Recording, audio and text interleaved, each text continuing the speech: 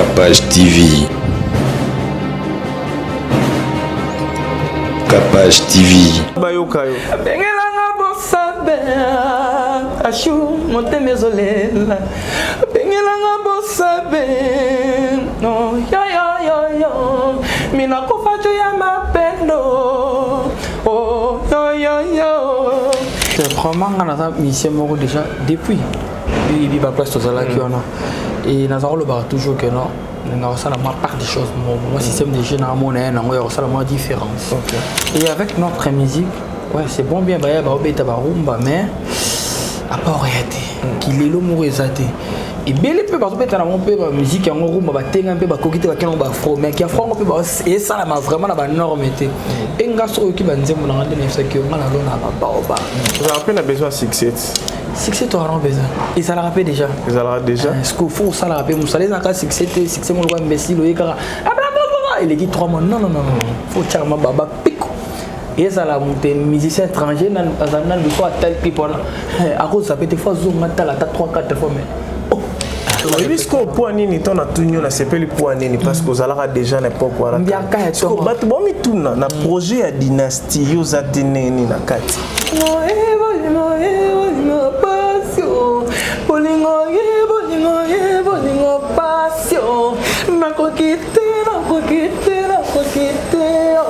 Oui, PD déjà va finir à bus parce que tu auras beau garçon, bel homme, on va finir sur la PD, on est banana.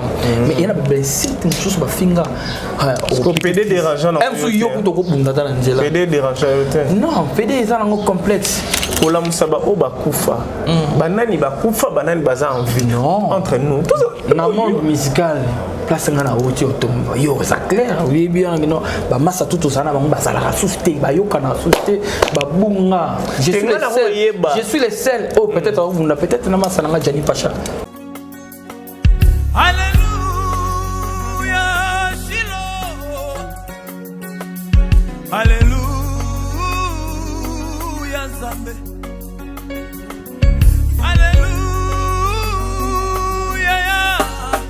Alléluia, Alléluia. Moninga malamo Yesu. Basala nyoso pona nga Yesu. Abete yo pona nga Nzambe mala.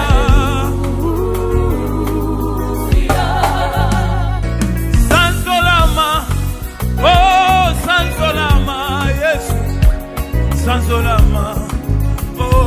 Sansolama eloko nyonso esalema na liloba bambisi na mai banyama mpe na zamba kasi mpona moto yaya na ngai osalaki réunion na molimo mosantu na Yesu Masiya libanga na tsalo bobokela ngai nelilingi na yo longo.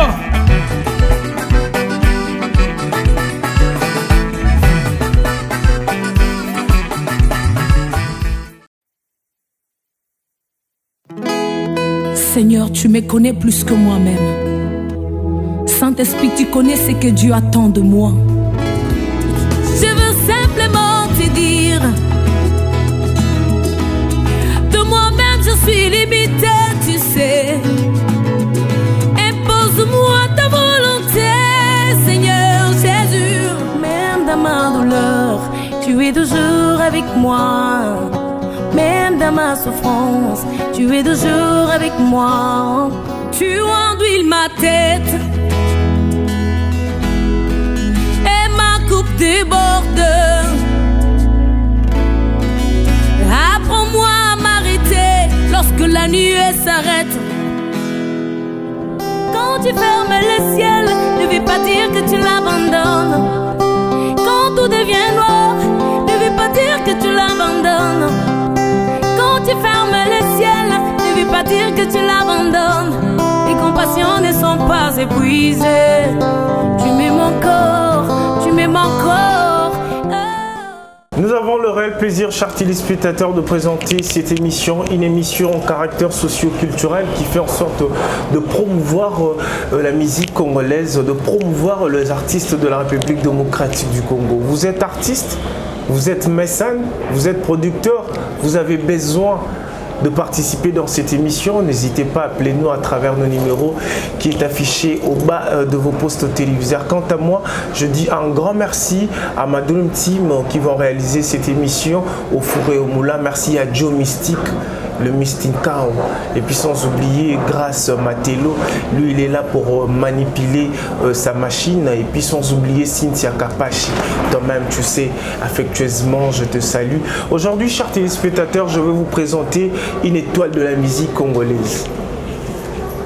Sa passion était de faire la musique.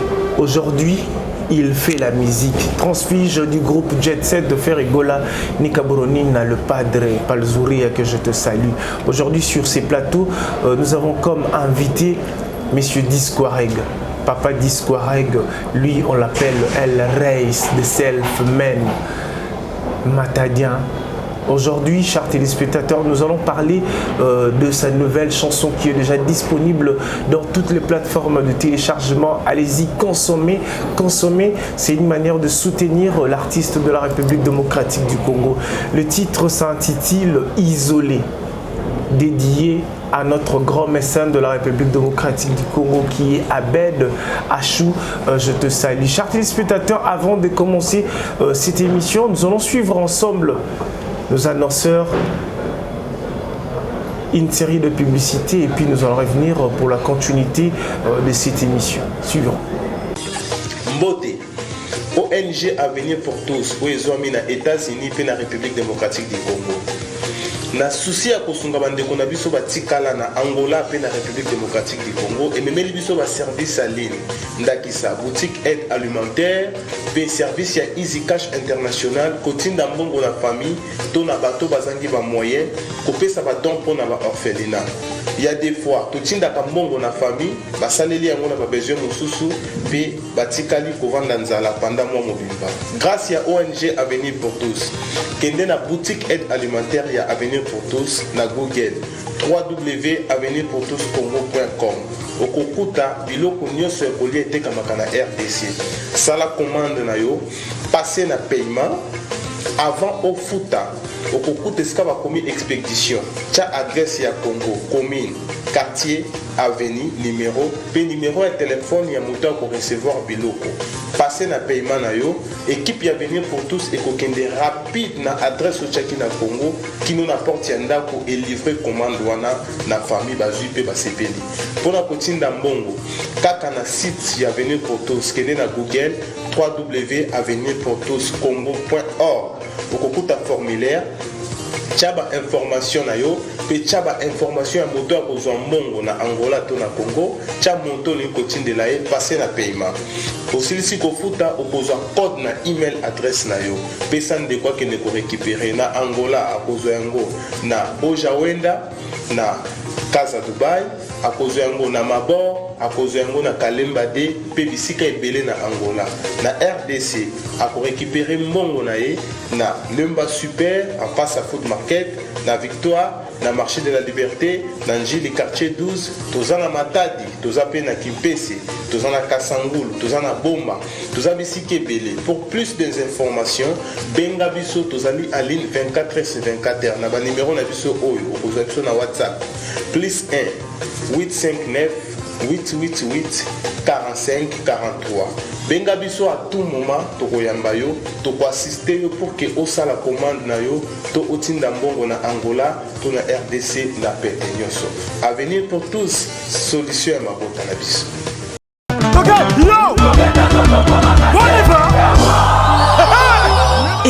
Événement.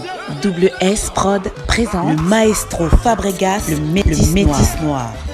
Livrera pour la première fois en Europe un grand concert le samedi 13 novembre 2021 à la salle prestigieuse du Double Mixte à Lyon, Villeurbanne.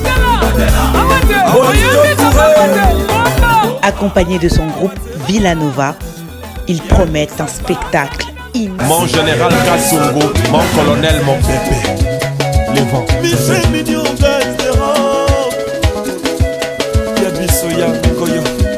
Logoloya, Samuel Topis, Logoloya, Eric Teroka, Logoloya, Jonathan Bolingi, Papi Motomos. Lodi Di Garçon. Logoloya.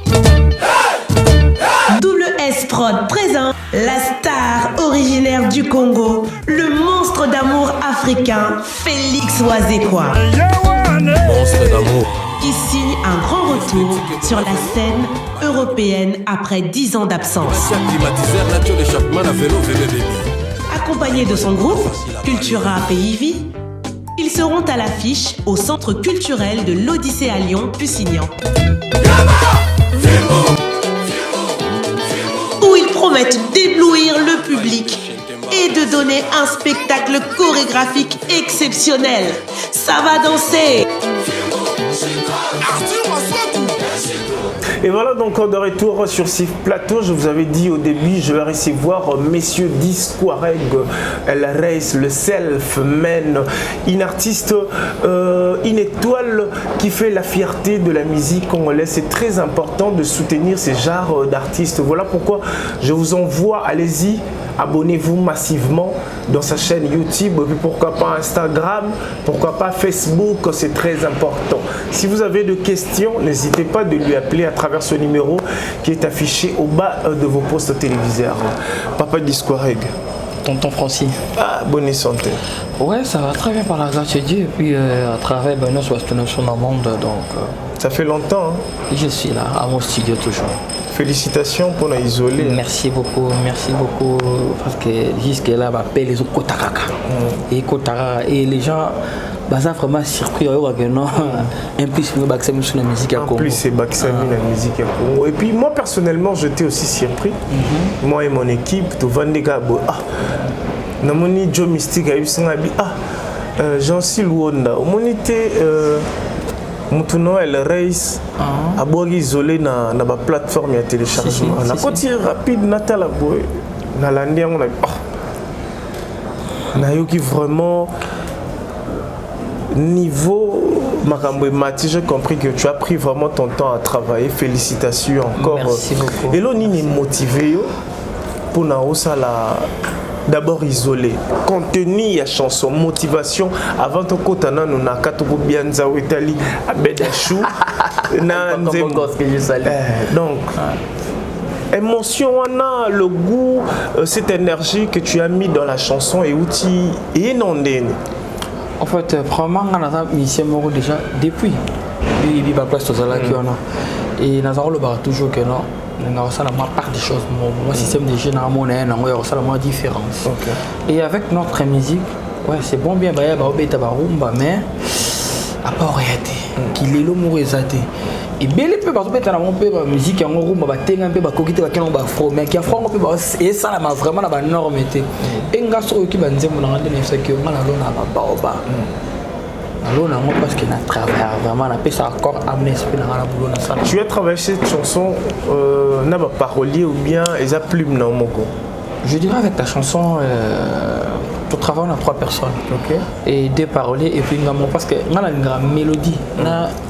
Squelette nzembo et utana na mutema na ngamona mutuna ngamo po moni vient na Pascal pour que je sali papa Pascal pour baisa ngalo mo leki lukaka tango sala ndimbo yo moko e beta yo et tant na vanda ki nes bon na besoin sa ndimbo style boye bango wakamwa ki to bandi ko koma ba ko melanga na ngapi nazo bakisa baide bakamo ce qu'on a pesi en lignée ya chant et na ndimbo ngana tala plus papa et ma personne et à sa père moi ça lui trop la musique parce que la kati nzembo na kati yote koyoka isolé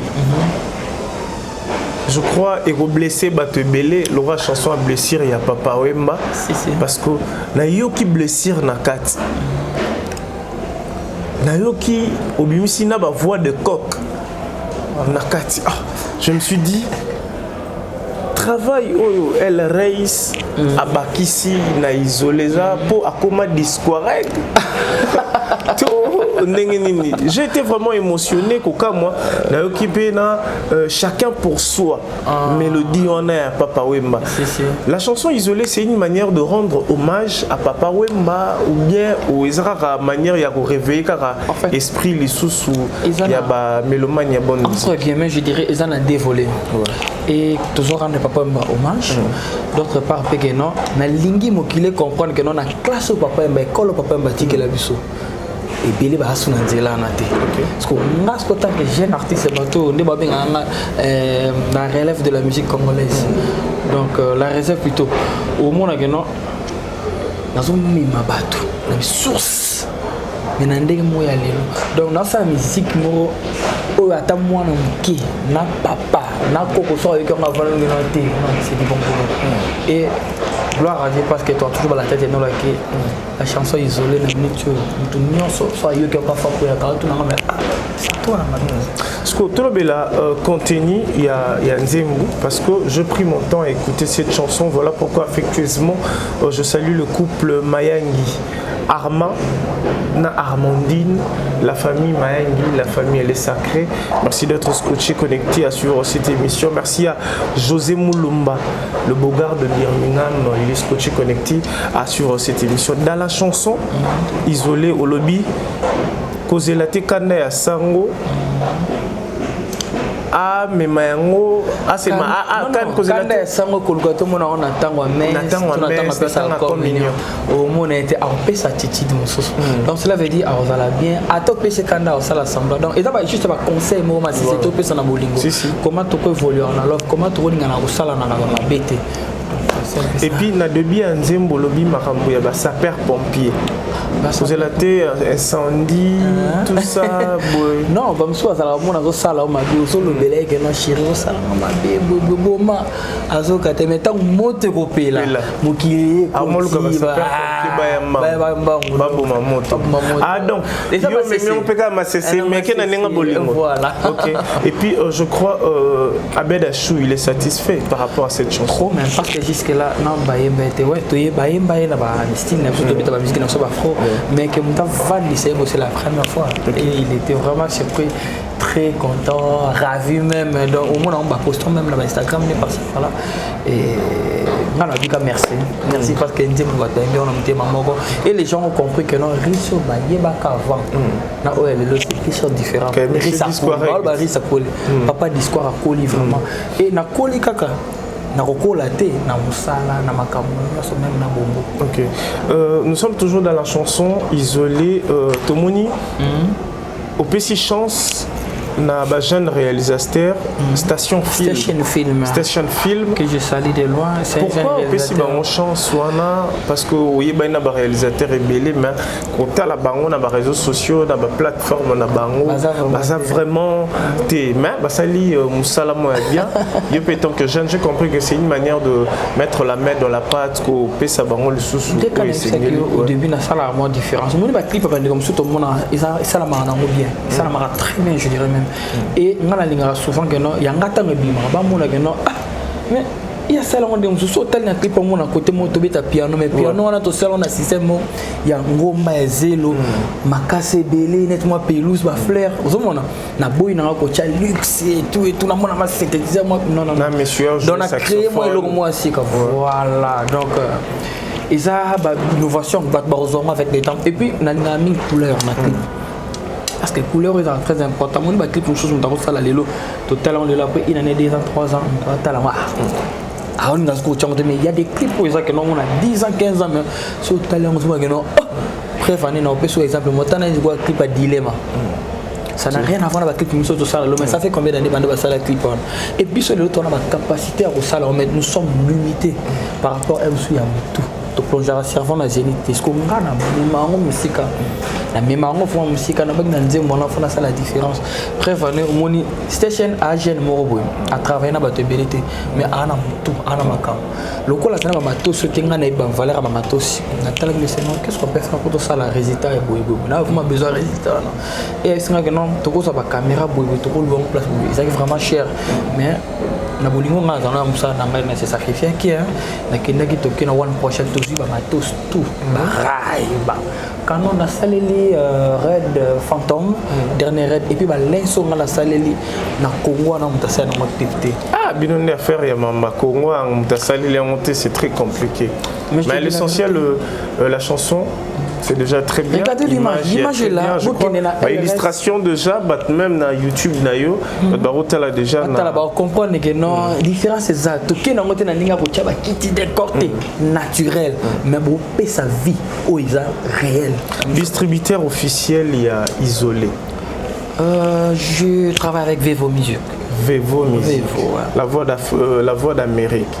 Pourquoi? Ils ont préférence. Si on aime te préférer, tout bangon aime bah préférer qu'au travail. Tenga aime na préférer qu'il na travail na bango parce que na rota la mon biso motu misa ba vlog bo mais ils ont ça la maintenant vous travailler na ba distributeur moi ma cash pour et ça la ngape bien et coach ngape na mamboka mususu nga na combat parce que Vevo na habité ba grand artiste senior sur ba star ni sur monde ba na Vevo. C'est pour combien de titres de travailler na Vevo? Carrière na momba. Carrière non mo bimba c'est dans on a Vevo. Ouais, donc à chaque façon on a bimsi album.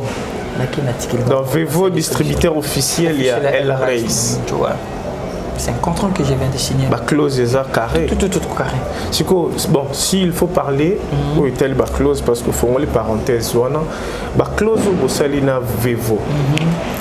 S'il faut dire par rapport il y a bah influenceur ou bah quoi influencer bah chanson na yo et Kendeli Bosso, vous allez utiliser combien d'influenceurs par rapport net par exemple il y a titre Isolé. En fait avec Isolé na travail na Vevo et puis dans un sous na maison na mamoboy wana izaka peut-être pour na rolande la chaîne YouTube na ngai TV voyez moi rappeler sur combien d'influenceurs parce que dans chaque maison de production bazar na ba influenceur non wana fait ça par exemple na ba DJ Moro boy ba o bazar ba influent en Amérique en Afrique na RDC ba couper ça ba comédien ah ba c'est le mot ba challenge personnellement na manager c'est pas moi qui fais tout donc mais il doit t'expliquer le tout. Ouais, il m'a expliqué. Il m'a dit ceci que non, la chanson Isolée, tu as un avantage dans le premier Vevo. En côté de la chaîne même au monde. Et tu as les manants kuna. Donc, il y a un avantage. Mais moi, je suis là parce que je suis là. Donc, c'est pas vraiment bon. Mais tout manager n'a pas de salam. Ok. Tu dois avancer, Kaka, parce que jusque-là, l'album Peso Bimara a été. Mais l'album Tobé Tangoka. C'est ça que nous avons l'album, malin, il faut que ça soit non. Ou c'est peut-être aucun isolé. Isolé. Non. Très bien. Si on reçoit un disque, oui, un disque, c'est bimé. Si on reçoit une chanson, il n'y a pas photo. Là, je te dis la vérité. Mais tu as changé ta manière de chanter. Donc, on sentir que performance est. Mais tu comprends moi qu'il n'y a pas photo. Non, mais c'était nous retenons même ça là au bat pour défendre la musique à Congo. Nous avons peine besoin de succès. Succès tu auras besoin. Et ça l'a rappelé déjà. Ils allent déjà. Ce qu'il faut ça l'a rappelé. Vous savez ça succès mon roi imbécile il est dit 3 mois. Non. Faut charmer baba pico. Et ça l'a monté musicien étranger dans le soir tel people à cause ça peut être fois zoom matal à 3-4 fois mais s'il faut parler par rapport à la succès ça là 3 mois ça l'analyse et remarque dans la République démocratique il faut atteindre tout bétave c'est pas bon. Tu as fait les analyses là-bas étoile montante de la musique congolaise on a une figure emblématique. À ma génération, je dirais. Génération na oh bazo sala musala ngo correct ba norme ba muké. Par exemple ba oh ba sala ba non. Tous les capables, je ne pas comprendre le message na PC ba yebi. Si na bina ba lotanga na ba ça sou binene belé na vie na. C'est pas bon. Voilà. Bon ba oh ba zali linga ba suka bongo ba ennemi. Non, faut pas travailler. Exemple à suivre on a exemple parce que vraiment là mon isolé ça na ba non mais faut pas comprendre pourquoi il y a ça là bon on a le baraming était c'est celui qui a la première artiste Michel Congolais ça l'équipe de Dubaï la génération d'Angleterre. Tu es sûr?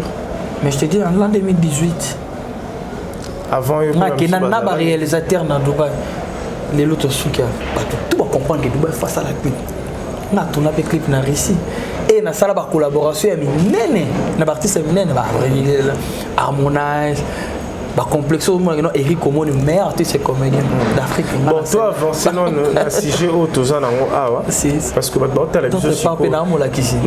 To mone to boy. Naza directement contact na ba téléspectateurs bola na biso siko na Kapashi télévision. Bato ba mituni par rapport à net lobby à succès, ba production. S'il faut dire aujourd'hui pour être sincère, vrai parce que nabi gayo aux arabes sincères aux arabes net. Vous allez pour net la question à poser. Depuis que tu as commencé ta carrière, depuis que tu as décidé de voler avec tes propres ailes, ma production oignon so oyo joué, la carrière na yo. Tu l'as joué parce que tu as de relations au Kala. Toi tu l'as joué parce que tu as mis de tubes, tu as mis de chansons où permettre et amener ma production.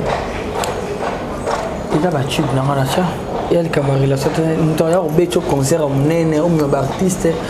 Et dans la rapport la relation ça n'a rien à voir. Et ça musala na ngana. Tout ça vraiment mutuana tellement que kuna azarali souté. Ngana beta concert na Kremlin, c'était en l'an 2019 dans mois de février. Ils en a YouTube. Na beta na banque mobo na bousane comme nango. Tu faisais des chansons et il y avait que des blancs là-bas. Na beta kaka Africa moja na kitoko na balo na zumbongo na ngai. Na hôtel lobe na photo avion na zone. Est-ce que kuna relation ni me marque? Na beta na ba Nakuru, ba Tanzanie. Est-ce que ça t'arrive aussi? Il y a des images qui sont là. Au moins, on va présenter. Tchachi l'a présenté. This is El Rice from Congo Kinshasa.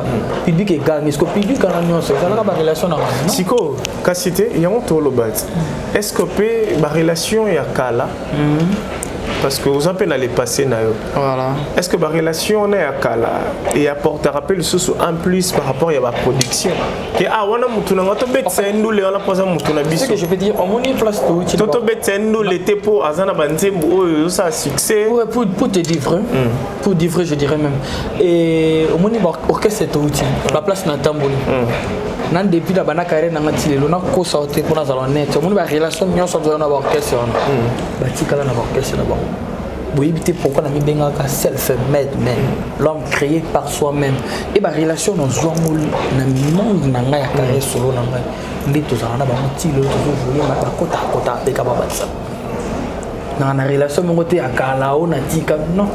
La relation tout au début na soi tant na zana ba orchestre na ba to waka ba to yemba ba tikala na ba orchestre on na ba to sika na comment na ba to sika makamtu ya sika moi ça sika donc tout est changé mais si na moi si peut changer aussi ba belle en fait tant que tu na ba orchestre na to sala ba to mo boye moi sentiment le yenge remporter mais depuis na bana karinga na na koma moya parce que beaucoup de gens respecte elle faut na pesa image mo go donc on a changé en makamuni ça très fan to na king au moins na ba délire pas maté j'aime beaucoup pesa ba respect mo go na niveau mo élevé puis na comme peu responsable après tout il y a deux fois aussi artiste au travail na bango pe à l'époque complémentaire Babylon Ronayo, félicitations, congratulations frère, allez-y, tout ça, bien il y a rapécate. Beaucoup même, beaucoup. Bazay belé, mon attend ba comme vous êtes, bazay belé. Félicitations, trop même. Nyon sauté mais trop. Il y a importé à moi là. Nous allons avancer, chers téléspectateurs. Nous sommes avec Papa Disquareg de Selfman, une étoile de la musique congolaise. C'est très important de soutenir cet artiste. S'il faut parler, tout le monde qui na clôture il y a moins de la femme. On s'en a un concert électro-acoustique. Voilà. Inspiration, idée, il y a aussi les locabongo. Pour na ba maman clôture de la femme ba mona ezaki kaka ola que ça bato performance na yo non c'était quoi l'idée en fait ezaki production ya ngate eza maison Wakanda de betchanga concert et ba talaki par rapport à la jeune parce que biso artiste c'est congolais lelo inde na to biso que non ming ba sala musique ningi zo sengela te et ngana za chanteur parce que ezo sengela ningi ni pas soit nous assister trop na ngana za chanteur ça na ngeza oyemba na za animateur te tant toujours presté to pesta ba life na miso bato faut ekena ba norme son fait la kitoko image ya kitoko ba santa avec non musique peut bien et lelo na génération na ngai auto ça lelo soko lo bo kontenga na limite soko changa ta deuxième to troisième na limite ba o bazo sala que non tango beti concert sorti que non concert qui na ba norme concert et côté studio te mais sur place ba bazo filmer ba téléphone bazo tango ba Instagram ba live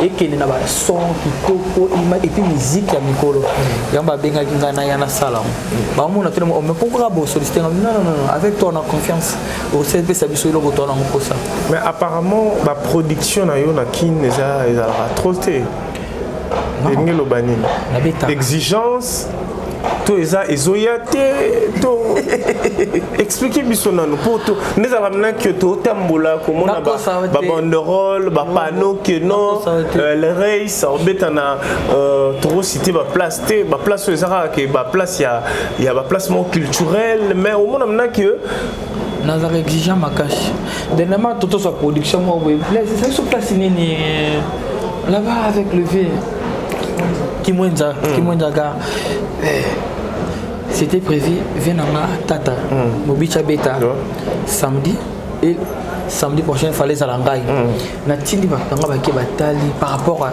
ni nanga na salaki ba bloko na salaki pour un concert papa nga mona tali na leli je te dis ko ngana ba ko louer muso na tchana mboko na nga c'est la passe on laisse tomber parce que déjà concert tant on a bête concert surtout on a fiche technique là on a la fiche technique là yo déjà pour l'été au gangi parce que on a bête sur ndenge non c'est que tout tika moi parce que vient na ngulu tata là qui na bête mati à matate parce que les aga courant que les onga instruments sont ma be via le big non amata ko dem disco ngape na ko ngatena ko na bêtise bon ya mona vraiment strict na l'année là on makasi na staff na ngai et c'est au monika pas et ma to senga vous en avez normal en tout cas to tika na be exigence na yo ezala exigence ya caché na yo to ya instrument.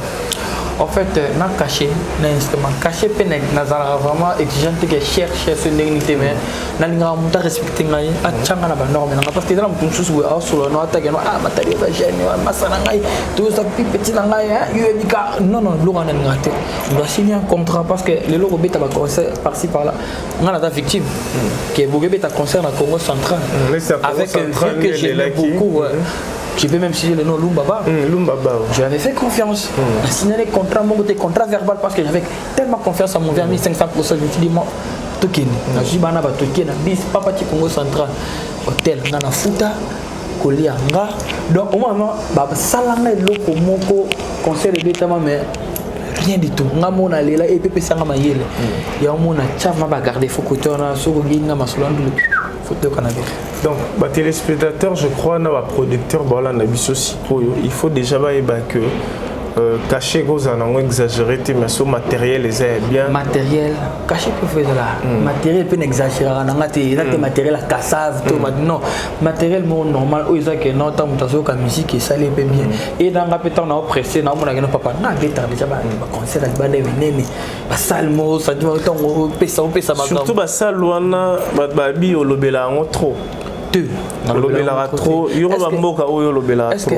Est-ce que basala non lobela na ngala blanco trotanga na beta na harmonize concert la salle mona Tanzanie yango na kasi yango na tangi lo mboka o babi lobela trop Tanzanie Dubaï na reçu à part wana lobela biso mboka ni mboka zebele Zambie Kenya au presta va concert pe o ezabnaki en fait na presta trop kuna parce que tant ngala longo orchestre na ngai na kinda kinde mpanjo na miki kinda mana ngaki na kabula malemba na tangu chanter de sa chanson complexée et antima ya ba west africain donc ce sont comme ba que non na tenga misu na ekoto c'est aussi en français et là-bas j'avais chanté swahili lingala un peu en anglais na eno ngoso na ngamba français parce que funa ya malemba de banglo ba step by step et na kanga squat afrique. Tu te sens à l'aise quand tu chantes en français, en swahili, en anglais, tout lingala.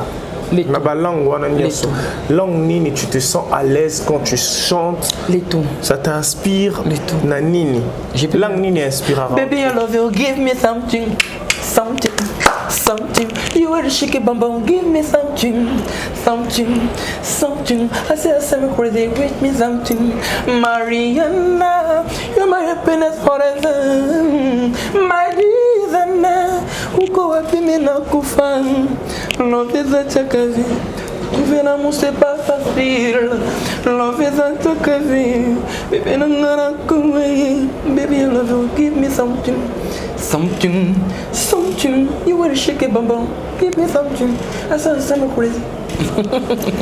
Apparemment. Mounoeli, qui congote. Donc, même à la langue, tout le monde a bien. C'est quoi? Mélange, ce métissage, wana. Inspiration, mingi ya banzembo, la rona langue. Les tout. Mingi lingala et puis on a concocté. Ça dépend aussi de la musique. Au moins avec la chanson Something, c'est une chanson qui n'est pas encore sortie. Et ça on a cuisine interne.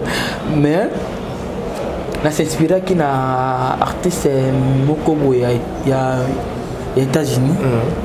Et n'a pas été fait na sala nzembo na mama ba ligne mais fona quel et nako ça que joue chanson ngi maburundi mateke zanga mon bref on est tant Afrika monja ba kitoko. Hello, I like you baby, every look, tant que bimara oui na ba shimu tile lo ba mateke na Congo. Vous imaginez. Donc cette fois-ci na OK na sur le coulo makasi. Mais apparemment par rapport il y a ba réaction, il y a ba fanatique, ba mélomane, il y a bonne musique. Tout le monde est bisangai. Mukubwa Rami Amisi Kouapi. Le vieux Rami. On a peur. Banda Dubaï, tous à la Zani. Donc, tous à Guinée na Dubaï, tous à Guinée na Tanzanie. Loba, apparemment, Nenge Otamola na Wenge, le jet set. Mon avis, l'inné n'a pas de loi net, il faut que la loi net soit Afrika moja. Nga? Style, il y a la musique. Apparemment, on a la chanson Oignon sur Bimisa. Tu vas apprécier trop Afrika Moja. Donc tu sens de l'énergie, tu sens que collaboration na binomi balé et puis ça feeling ça t'a apporté aussi beaucoup de choses, des ouvertures.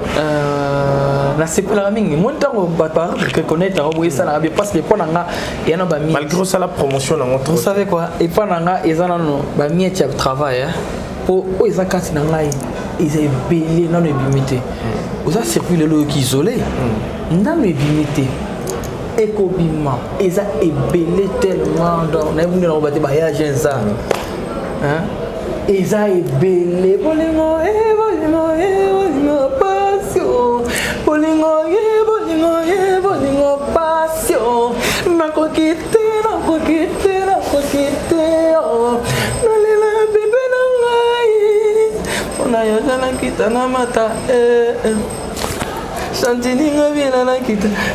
Mbaka, le gouverneur de la ville de Kinshasa, je te salue.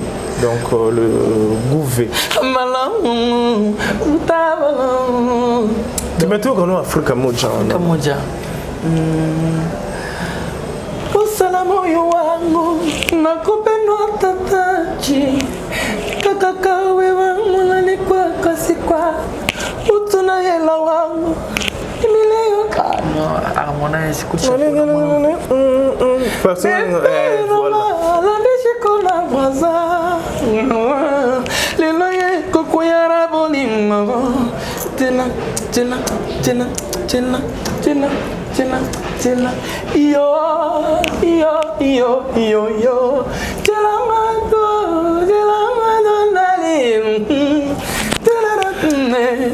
El Reis, je crois, ça fait ça va faire plaisir, bateau bala na biso, na ba projet na des isolés des OPC biso. Est-ce que na ba projet na yo ezoya ba collaboration ezali? Beaucoup même. Et moi na lo balé ça. Neti na kin awa parce que yo linka libanda trop. Nakin même avec la chanson ya Jean.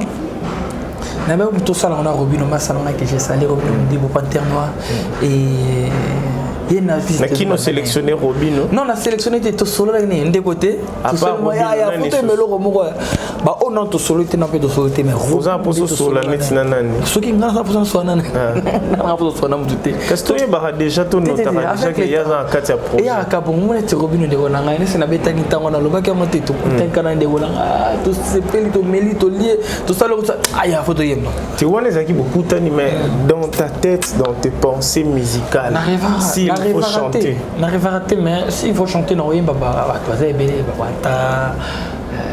tu vois, Héritier Watanabe. Par rapport à ma voix, qui est encore. Nathan le Bakomo. Ibrador. Qui est encore. On a vu que c'est ton qui ouais. Et ça m'a dit. Bah. Natinani. Bina filé. Ouais, il y a un problème. La voix n'a pas les cas. Ouais. Grâce à Dr. Nangaï. Bah Miyaki. Bango tout. Chouchou Miyaki. Bango tout. Sur opportunité, ça qui est cinquante, on va chanter. Parce que tu as fait une très belle chanson avec le vieux de Fao que je salue. Parce qu'il faut comprendre que quand on va chanter, il faut chanter. Pour un air. On a poni, on va chanter, on va chanter. Dans le bien côté, dans l'habitant, on va sélectionner. Bon, pour nous sur pour l'année, c'est ce qu'il y était. Ah. Même bateau, nous sommes la poni bango. Voilà. Dans l'habitat que bango. Dans l'habitat que bango. Mais ils ont qui n'est pas ton coquille. Faut soit pas ton coquille. Pour vous, il m'a fait danger les cabango et ça m'a bête. T'es content, il m'a déjà fait les cas. On est obligé de faire les cas. Non, ça là tout qui est dans les cas. N'est pas payé pour ça là toi les cas. Non, on a bête. Ah, ils ont une performance. Ah, mon kilinde n'a pas fait. On avance, je crois, il nous reste quelques petites poussières de minutes. Je crois, aux hommes n'a pas wingé. Bien formé. Imaginez la côte Wenge 2006. Ah, Melia. Et tout c'était là, on a eu ma carte pour mettre guitare à niveau. Oui, manzemuni. Natango ya bolingo mungu naswa kusalaka na mesa naye oyangai bolingo esunolanga na ya bitu. Comprenez-moi parce que ça fait longtemps ça date. Oh ela mon cœur que banane no froche sali bosona yo. Est-ce que tu lingala bodo poyana? Soki sali bon na toneli en bonne chance. Ya ma betika renda tananga. Nimba vukole bolote oyi baganga mingi. Monte mananga ezali sita bolingo no. Pota yo navigue mongo peyo mona. Ya bolingo etoni elenge. Ezolo baumi didi kinani je t'aime moi. J'ouvre mon cœur mais ah ikimi no kala. Donc on a la zam ne va bagay. Jesus. Yaka bongo so regarder amour. Est-ce que Josélie ma pote Ikimi. Ah, Ikimi vraiment. Combien d'années passées? Presque 14 ans. Il y aura un peu ce maloba. Yaka mango sauvegarder amour. Est-ce que Josélie ma pote comme on a eu zo salanga sonne. Ah, mon Ikimi. Vous savez maintenant Ikimi. Et maintenant moi là qui a plus de 80 chansons. Tout est swaka. 80 déjà.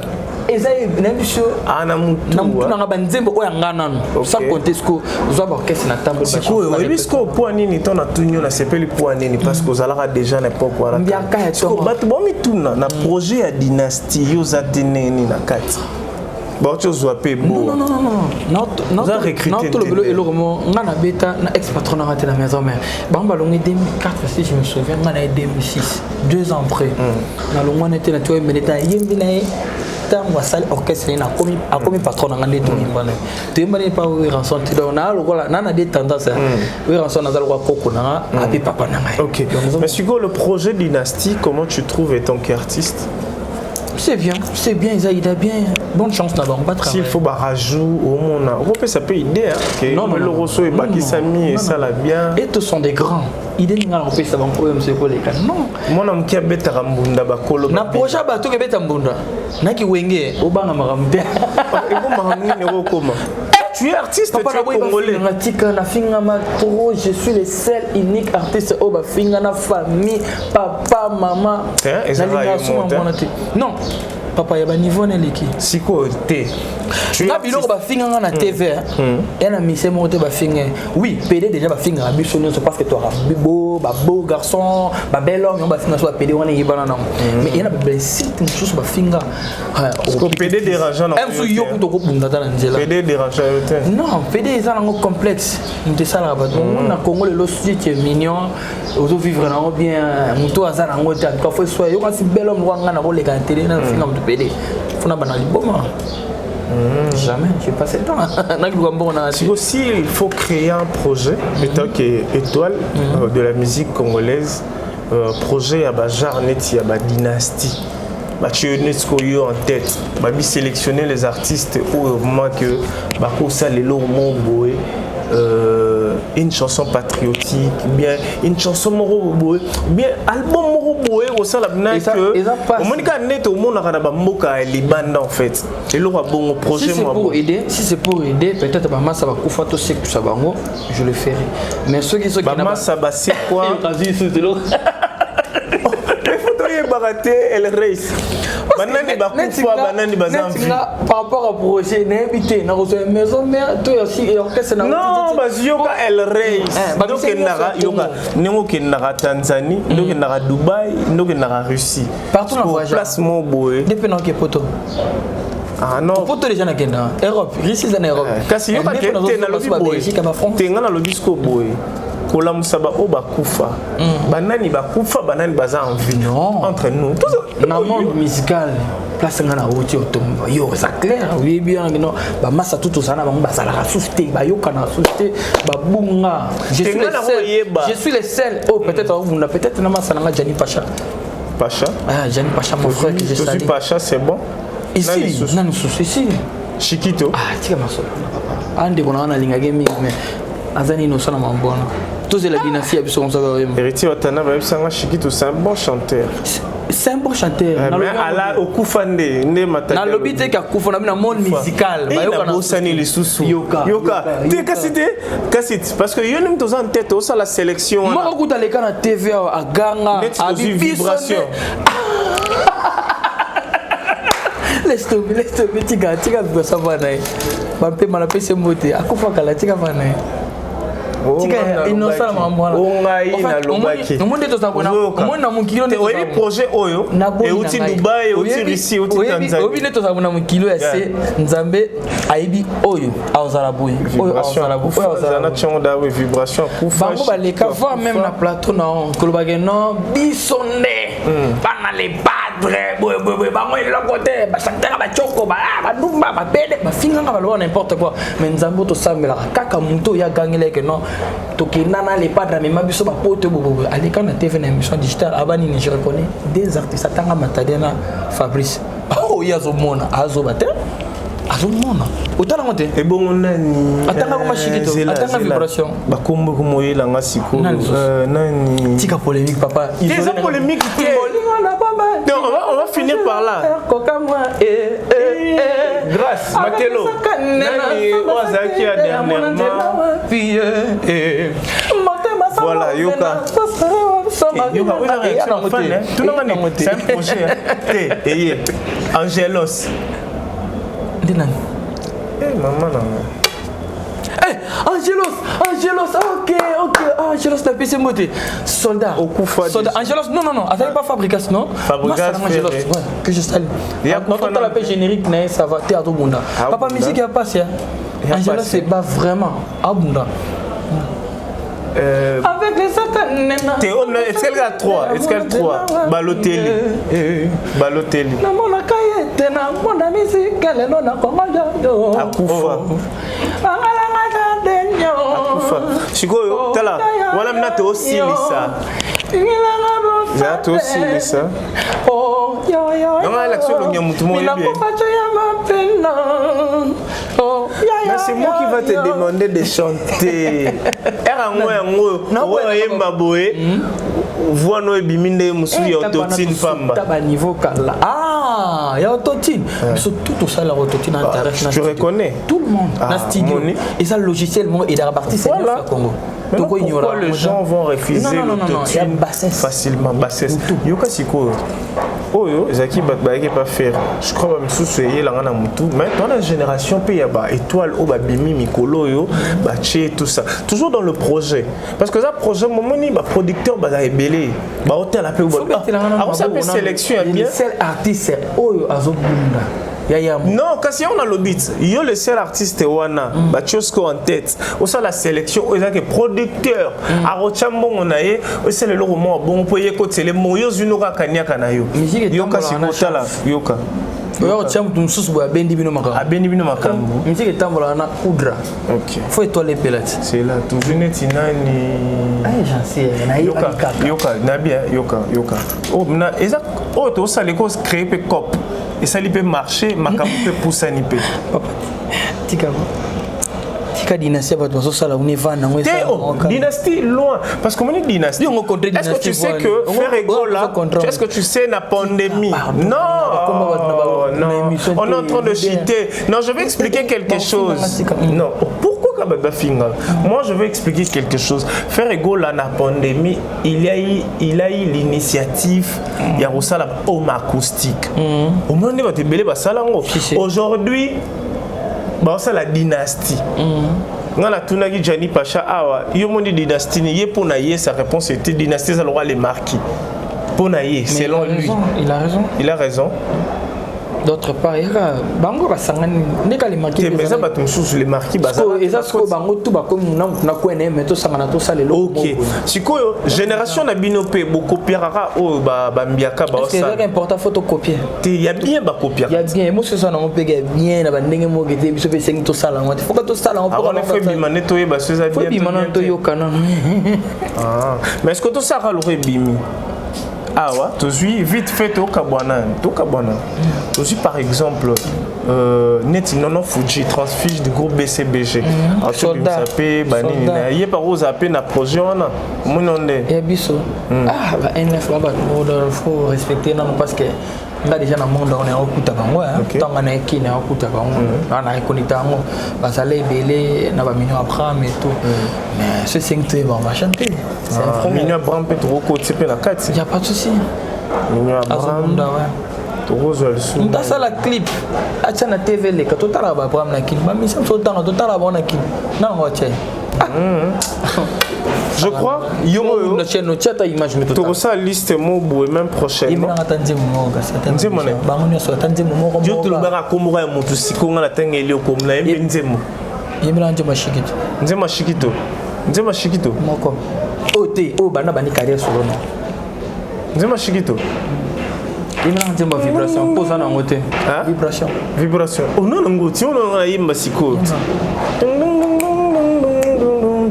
non mais t'as un stream hein vous voyez ma rose chers téléspectateurs en Afrique moja pardon et maintenant kitoko et maintenant complexé non ça fait du bien de recevoir une étoile de la musique congolaise c'est une manière juste de soutenir nos artistes c'est très très important allez-y massivement écoutez cette chanson isolée dédiée à Abed Achou le patron beau gosse je te salue affectueusement et puis pourquoi pas mon vieux Théo Zambrota la conscience du chef et puis affectueusement je vais présenter mes sincères condoléances à la famille Kabwa Kabwe. Ils ont perdu un grand de la famille. Le fantôme qui sourit, Maître Tété Kabwa.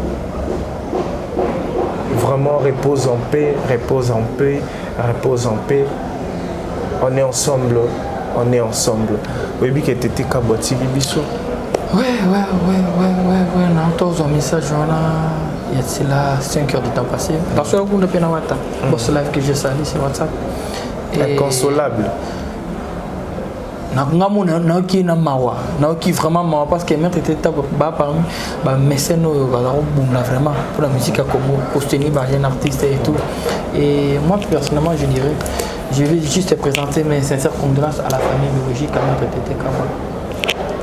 Nous avons tapé ça, nous avons le bito pour monsieur la circonstance, on n'a pas le choix. On a le droit à que son âme représente. Tout ça, dans la troisième vague, il y a pandémie. Est-ce qu'il y a des projets? Parce que tu as chité. projet Isaac, production, voyage, tout ça. Ouais, je regrette beaucoup parce que au voyage que na tout Dubaï, vous savez quoi? Et rien à voir avec Dubaï. On a un concert le 30 juin à Hôtel Venise, autour de la piscine. Nous sommes salle de soi qui instrument de loi qui magamutu, mais tout d'un coup magambo yoko changer et mesure yoko zoama niveau donc nazolela parce que le lopé na lo boy pour bon raison et comme problème parce que comme BD je suis vraiment de là manger parce que na salle 30 banderoles parce que bon se retrouver c'est ça les problèmes la musique non tout ça ça bien se retrouver aux yeux d'amour bien faut voir pécho d'amour non première chance ba pesa il y a ndje mona isolé donc total ending au foot à loyer non loin même boss à bed à chico pas maté oui mais maintenant à solo lité kanya kana apesité bon faut là le moment à télé non le on va se parler avec toi ngani moi distraction mingi et c'est un homme que je respecte énormément donc na quoi que t'aller venir na télé c'est pas bon oh to solo ngani za wiko wana le kara famille benga bino boy da famille te ka bobanga famille za famille biologique te ipo za famille na ba fan pe baza mona obima na boulevard ko tali banda plein bo sokara papa mfuna tambo pe na mbongo te un mot gentil na ba fanatique ba mélomane ya bonne musique ko ba otala aussi koyo parce que isolé déjà disponible na ba plateforme venir sur téléchargement ba tout batalio partout dans le monde o yebisa bango ni on m'a na que non frère na bino yeyo un serviteur na bino musali na bino ngaba na bino parce que ce musali c'est ça la ka ko sala makambo et ça na bino plusieurs na elengi makasi donc je suis là je travaille vraiment dur toujours en mode studio et la chanson isolée est déjà là donc bino mo boyoka et yembe ndenge artiste jeune artiste na bino premier artiste de sa génération ayemba symphonique azuzouk azuna ko ça sangisha et puis si isolé donc rosa mutali boso makasi Loba non Hollanda ils vont suivre je sais des au non Loba et ils ont vraiment blagué et puis en plus Naya Moyembi congélate mon colon et ça n'est que ça les manana konayo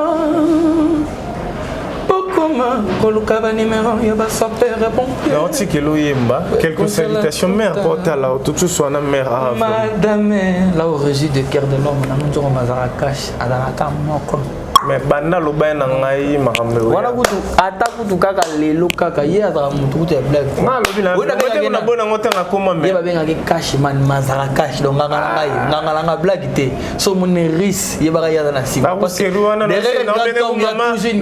bengi mama western mais tilelo ye western te ngaka mbal ne ka carte kana choper on a quelques salutations dans votre bon soutenir mon grand frère propre Yashik Mbelani maman Fifi na pesi mot d'esposali et je remercie moi yaya aussi en grec de la Russie Moscou Kremlin ya buka c'est mon pise papa na Sofia na Pauline maman Elia Mamondele et je remercie tonton Lik Mutambula parce que ça va mbote belé amassé Moussamba et na moni ban à Londres partout Alain Bila ya na propre Alain Bila na pesi mbote ya Vincent Berto ya maman Jeannette et fils de ma vous mon akacha États-Unis ban Amérique ban London ban Europe tout Yves le PDG Yves Kembo que je salue aussi dans vos santé et la direction n'a pas blessé à Bazawana opérationnel DG Mazinga mon directeur Station Film Montréal et mon manager Store Setumba sans oublier Louison Jolina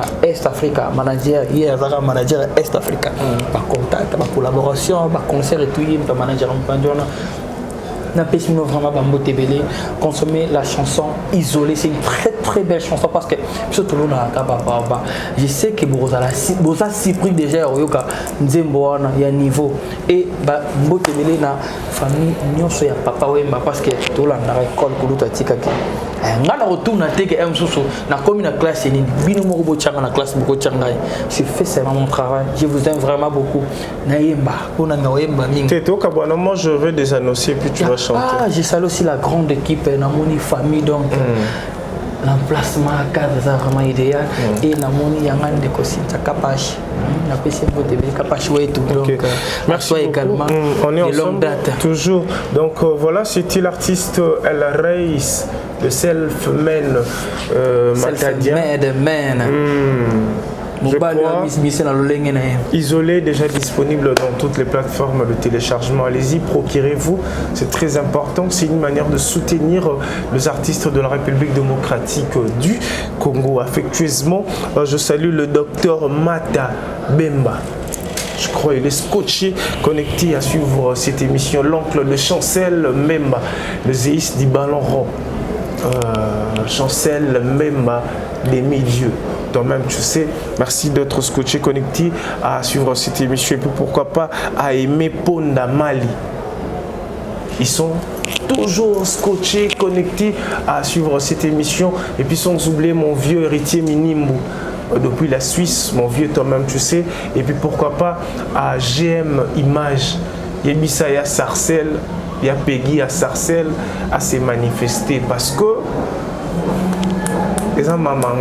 et puis sans oublier, viens depuis Dubaï, oncle Pascal, oncle Aimé. Je rentre bientôt après Kabamarambo, je serai là à Dubaï. Mukubu Arami Amisi, Uko Wapi. Manifeste-toi, toi-même, tu sais. C'est un plaisir, chers téléspectateurs, de présenter cette émission, une émission en caractère socio-culturel qui fait en sorte de promouvoir les artistes de la République démocratique du Congo. C'était Jean-Cy Luonda, attitude égale à respect. Merci à ma Dream Team qui m'ont accompagné. Merci à Grace Moutelo, la famille est sacrée. Matania Batbayokayo Bengelanga bosabe Ashu monte mezolela Bengelanga bosabe No yo Mina kufajo ya mapendo Oh yo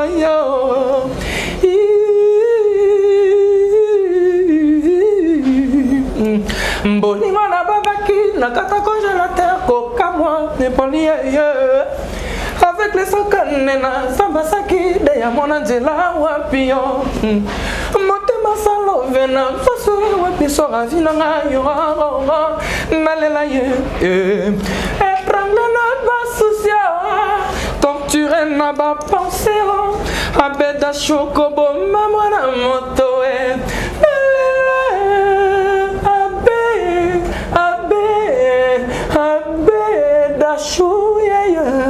Oh Yanika, Bengalanga Yanika, oh Kayanga, Yalanga Madame, oh Mazara.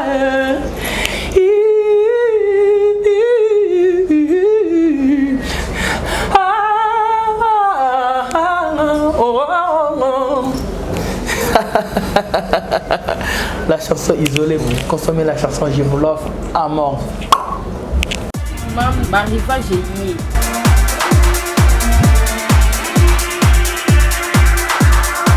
Maman Zala Bopeto, moi la paix à Zala Bopeto la vie. Tout est 2021, bah à l'union sur la marque liée, bah basket, bah sondage, les zéro à qui. Pour ça on a le mango, boya, ah on a mango, union sur les alliés.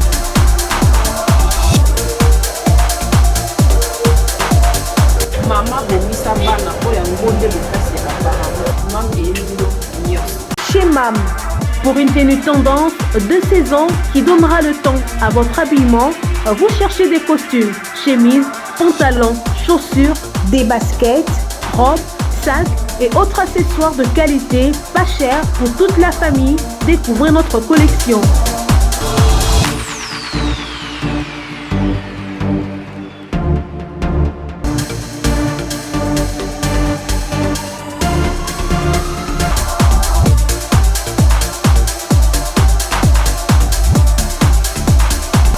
Notre adresse, avenue Kassavoubou, à Rekwado dans la commune de Ngaliema.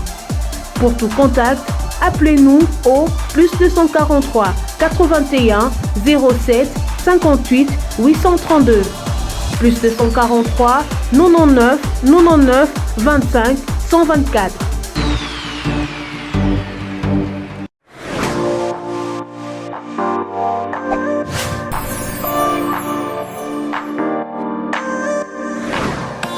Cassie Boutique vous propose un large choix de vêtements et accessoires de mode très tendance pour vos différentes occasions telles que mariage, soirée de gala, anniversaire ou encore pour vos rendez-vous d'affaires.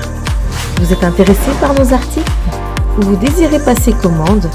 Contactez-nous en nous écrivant tout simplement sur nos différentes pages Instagram, Facebook ou bien plus encore en nous envoyant un mail sur cassiboutique@gmail.com.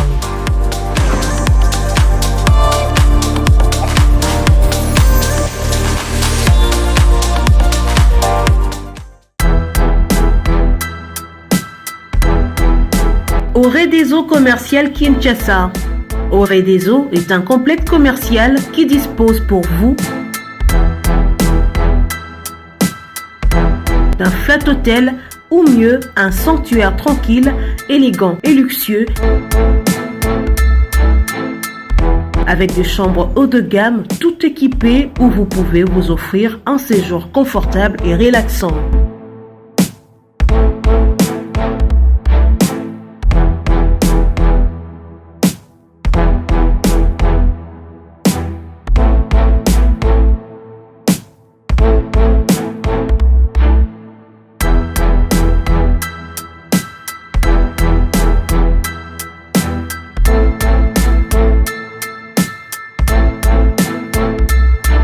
Notre restaurant vous propose une exquise cuisine qui fait le bonheur de gourmands.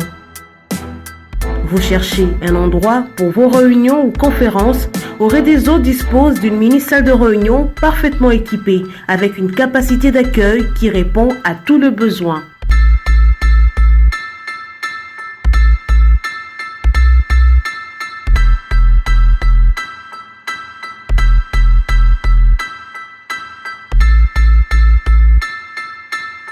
Oredeso Commercial Kinshasa, c'est aussi une boutique de vêtements sur mesure au prix du prêt-à-porter pour une élégance sans compromis.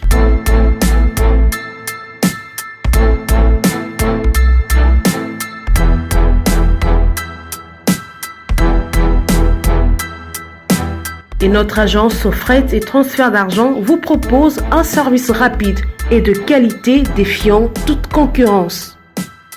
Retrouvez-nous à Kinshasa au numéro A8 de l'avenue d'Ibaya, quartier Matongé dans la commune de Kalamou, derrière la maison de la Bible, et au numéro 44 de l'avenue Baoumbu dans la commune de Matete.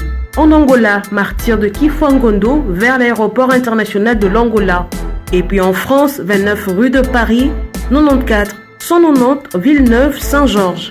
Oredeso Commercial Kinshasa, au service de tous. Capage TV. Capage TV.